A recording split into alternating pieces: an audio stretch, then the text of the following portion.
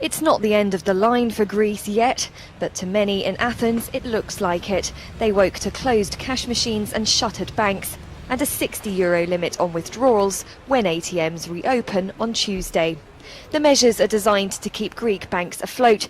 Now the ECB has restricted its emergency funding. It's left the crisis in uncharted territory, and European markets didn't like it.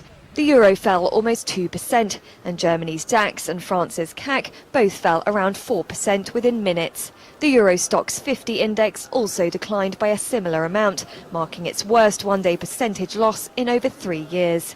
IG's Alistair McCaig. The markets have sold off quite aggressively on Monday morning. Unsurprisingly, we'd certainly got an indication of that on the Sunday prices we'd seen on the IG platform, down about 4.4% on both the DAX and the CAC, and the FTSE down 2% as well. Greece's lenders placed the blame firmly on the shoulders of Prime Minister Alexis Tsipras. He caught them by surprise over the weekend by calling for a referendum on the bailout.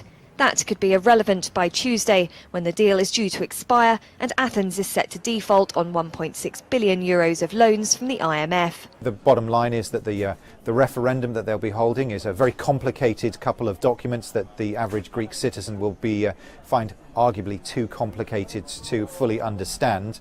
And the other thing is, of course, that the offer that this is in reference to effectively will be taken off the table by the ECB and IMF before the referendum has an opportunity to take place. Pensioners flocked to Greek banks on Monday morning hoping to withdraw their pensions, and many said they feel let down. The Greek people are going to pay for Mr. Tsipras' ambition and his ego. He thought he'd be able to save Europe, but he didn't tell us who his friends were. Hopes of a last-minute breakthrough are fading fast, and that brings the prospect of the country being forced out of the euro into plain sight, with unforeseeable consequences for Europe's single currency.